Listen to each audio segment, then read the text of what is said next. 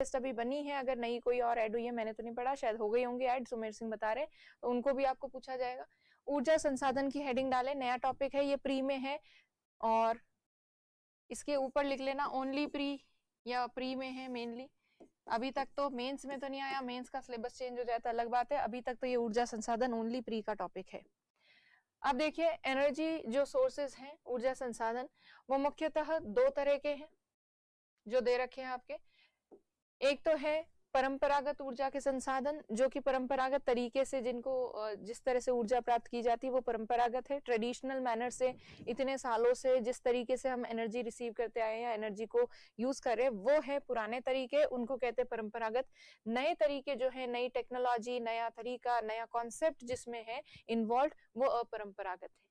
इसके अलावा एनर्जी के सोर्सेस को हम एक और तरीके से क्लासिफाई करते हैं, एक और तरीके से वर्गीकृत करते हैं, जिसमें हम नवीकरणीय और अनवीकरणीय संसाधनों में विभाजित करते हैं संसाधनों को, रिन्यूएबल एंड नॉन रिन्यूएबल। वो अलग तरीका है बताने का एनर्जी मिनरल्स को, एनर्जी सोर्सेस को, और ये अलग तरीका है। इसमें तो कौन सी टेक्नोलॉजी यूज हो रही है या कौन सा पुराना तरीका और नया तरीका, उसके हिसाब से ये पुराने तरीके सारे एनर्जी सोर्सेस प्राप्त करने के, एनर्जी प्राप्त करने के, ये नए तरीके। और रिन्यूएबल और नॉन रिन्यूएबल में क्या होता है, नवीकरणीय और अनवीकरणीय में, नवीकरणीय संसाधन वो होते हैं जो कि भी कभी खत्म नहीं होते, जिनको रीयूज कर सकते हो बार बार। जैसे पानी को आप यूज कर सकते हो, पानी में से कितनी भी ऊर्जा निकालो आप, वो कभी खत्म नहीं होगी। तो पानी जो है उसको, हाइड्रो वाली जो चीज है वो रिन्यूएबल में आ सकती है। विंड जो है, पवन ऊर्जा, सौर ऊर्जा, उसको कितना भी यूज करो कोई फर्क नहीं पड़ेगा। तो विंड एनर्जी, सोलर एनर्जी, ये सब जो है ये रिन्यूएबल सोर्सेज में आएंगी। नॉन रिन्यूएबल में आएगी एटॉमिक मिनरल्स वगैरह, परमाणु जो खनिज वगैरह हैं, या परमाणु ऊर्जा के संसाधन सीमित हैं, यूरेनियम थोरियम के भंडार सीमित हैं, तो वो नॉन रिन्यूएबल में आ जाएगा। तो इस तरह से रिन्यूएबल और नॉन रिन्यूएबल वाला क्लासिफिकेशन अलग होता है, और ये वाला जो क्लासिफिकेशन है परंपरागत और अपरंपरागत, ये अलग है। परंपरागत में पुराने तरीके से जो हम यूज करते आए हैं एनर्जी को वो है, और नवीन जो तरीके हैं वो अपरंपरागत में आते हैं। तो आपके प्री में ये दे रखा है, तो हम इस पे ज्यादा फोकस करेंगे। और इनमें अगर आप देखो कन्वेंशनल सोर्सेज में, परंपरागत संसाधनों में, ये कोयला, पेट्रोल, गैस, ये सब अगर आप देख लें तो ये सारे के सारे नॉन रिन्यूएबल भी है। ये परंपरागत है और अनवीकरणीय, परंपरागत और अनवीकरणीय, तो दोनों चीजें हैं। ये कोयला जो है परंपरागत तो है ही, अनवीकरणीय भी है। पेट्रोलियम परंपरागत है और अनवीकरणीय। गैस परंपरागत है और अनवीकरणीय, मतलब नॉन रिन्यूएबल रिसोर्सेज हैं ये कन्वेंशनल वाले। और इनको तो फिर भी, अच्छा इसमें थर्मल जो पावर प्लांट से वो कोयले से चलता है, तो ये भी नॉन रिन्यूएबल है, ये भी नॉन रिन्यूएबल, और एक लिमिट तक पानी भी खत्म ही हो सकता है, बट फिर भी। और इधर नॉन कन्वेंशनल सोर्सेज में, अपरंपरागत संसाधनों में, ऐसा कौन सा संसाधन है जो नॉन रिन्यूएबल है, क्योंकि जितने भी नॉन कन्वेंशनल सोर्सेज हैं वो ज्यादातर रिन्यूएबल हैं। तो नॉन कन्वेंशनल सोर्सेज में नॉन रिन्यूएबल कौन सा है, ये अक्सर पूछ लिया जाता है। तो अपरंपरागत संसाधनों में ये एक ही प्रमुख जो न्यूक्लियर वाला है, परमाणु ऊर्जा, ये अनवीकरणीय है, बाकी मोस्टली नवीकरणीय है। तो कई बार क्वेश्चन ऐसे आ जाता है कि परंपरागत अपरंपरागत संसाधनों में अनवीकरणीय कौन सा है, तो अपरंपरागत संसाधनों में अनवीकरणीय है न्यूक्लियर या परमाणु ऊर्जा। तो दोनों के क्लासिफिकेशन जैसे पूछा जाए वैसे आपको बताना, आपके प्री में ये वाला क्लासिफिकेशन है, तो इसको हम डिस्कस करेंगे। तो अब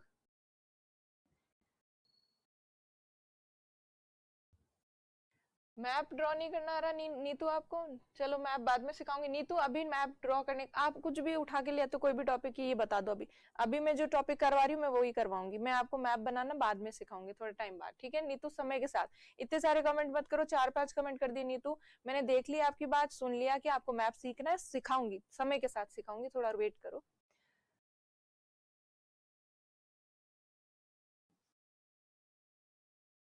मैंने जो पीडीएफ की है उसमें से मंडे का सारे, इनको कौन सी पीडीएफ आज की डाली, आज डाली क्या इनको पीडीएफ? नहीं, वो सिर्फ मैंने जो पीडीएफ प्रोवाइड किए वो नहीं, आपके वर्ल्ड ज्योग्राफी भी आएगी, वो सारा जो मैंने आपको दिया है ना, उस दिन टॉपिक्स बताए थे वो सारे आएंगे, चाहे वो मेरी पीडीएफ में हो, चाहे वो आपके नोट्स में लिखवाए हो, मैंने जहां पे भी हैं वो लिखे हुए, कहीं ना कहीं आपके पास सोर्सेज हैं, या तो मैंने कॉपी में लिखवाए आपको या मैंने पीडीएफ दिया, दोनों चीजें हैं, तो वो आपको करनी। हाँ शेल गैस, हाँ शेल गैस भी है। हाँ, शेल गैस जो है ये भी अनवीकरणीय, कोल बेड मीथेन भी अनवीकरणीय। तो इसमें मोस्टली जो है न्यूक्लियर वाला जो है ये नॉन रिन्यूएबल है, कोयला शेल ये भी नॉन रिन्यूएबल है, बाकी सब रिन्यूएबल हैं सोर्सेस। तो ये सही का। तो अब जो है आपको कॉन्सेप्ट पता चल गया ना कि रिन्यूएबल और नॉन रिन्यूएबल क्या होते हैं, कन्वेंशनल और नॉन कन्वेंशनल क्या होते हैं, ये सबको समझ में आ गया ना लॉजिकली। ये आपको याद रखना है बस। अब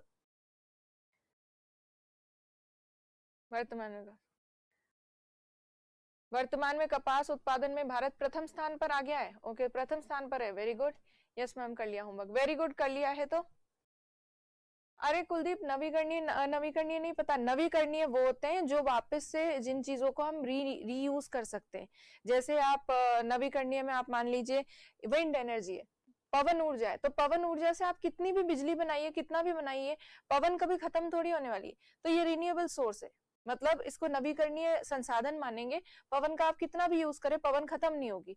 पर ऐसे कोई संसाधन को आप यूज करें, जैसे आप कोयला यूज करें ऊर्जा के स्रोत में, तो कोयला तो किसी दिन तो खत्म हो जाएगा, कोयले के भंडार सीमित है।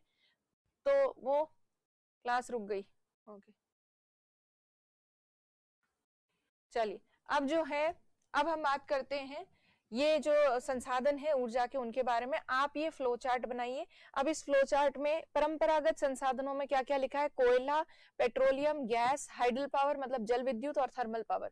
और अपरंपरागत स्रोतों में क्या लिखा है, परमाणु ऊर्जा, सौर ऊर्जा, पवन ऊर्जा, बायोमास ऊर्जा, टाइडल ज्वारीय ऊर्जा, जियोथर्मल या भूतापीय ऊर्जा, कोल बेड मीथेन जो नया तरीका है मीथेन निकालने का, शेल गैस, और हाइड्रो स्मॉल हाइड्रो प्रोजेक्ट्स। बड़े हाइड्रो प्रोजेक्ट्स तो इसमें आते हैं, और स्मॉल हाइड्रो प्रोजेक्ट्स छोटे जो जल विद्युत के जो परियोजना है वो इसमें आती है।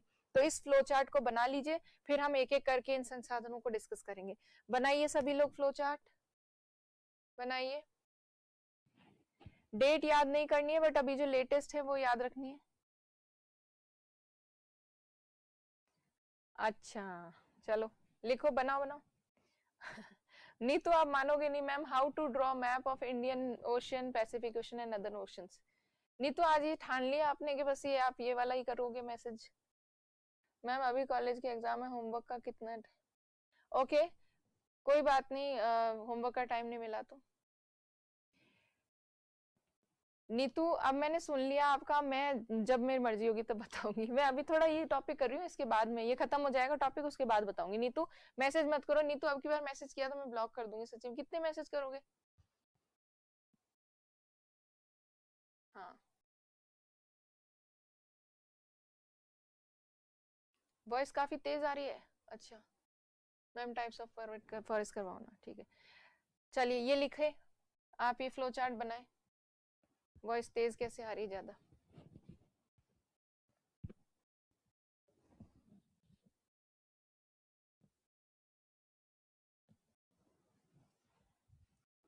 धीरे बोल दूंगी मैं तो, वॉइस तेज आ रही है तो। ये फ्लो चार्ट बनाइए। परंपरागत कोयला, पेट्रोलियम, गैस, जल विद्युत, तापीय ऊर्जा। हाँ, शेल ऑयल और शेल गैस वगैरह सब यही है। बुलंद तो आएगी, ओके। महेंद्र गुड। चलो अभी ये बना लो, जल्दी से बनाओ। अब कमेंट पे ध्यान मत दो, कमेंट मत करो ज्यादा, इसको बनाने में ध्यान दो। इतने सारे साधन है, लिखने हैं सारे के सारे। 1 2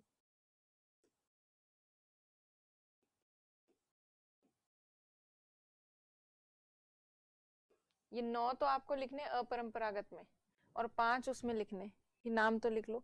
मैंने कुछ एक्स्ट्रा ही जोड़ दी जितने भी मुझे मिले। बाकी राजस्थान बोर्ड वाली में तो बेसिक 1 2 ही दे रखे। जल्दी से बनाइए फ्लो चार्ट। हरी आप बना लो टाइम से, फिर कहोगे मैंने टाइम नहीं दिया। जल्दी बनाइए। थैंक यू नील।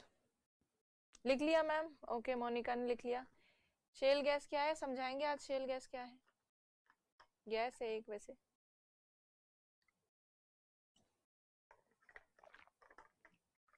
चलिए ये सब ने लिख लिए, और काफी टाइम दे चुकी हूँ, अब मैं आगे बढ़ूंगी। मोनिका के अलावा किसी और ने भी लिख लिए हैं कि नहीं लिखे? जल्दी से 1 2 और कमेंट कर लीजिए, कर दीजिए जिन्होंने लिख लिए, ताकि हम आगे बढ़े। आज बहुत सारा करना ही है। इस ऊर्जा संसाधन में बहुत सारी चीजें, भारत की पवन ऊर्जा की क्षमता, सौर ऊर्जा की क्षमता, सब हमें पता होनी चाहिए। चलिए हो गया, आगे बढ़ो, डन।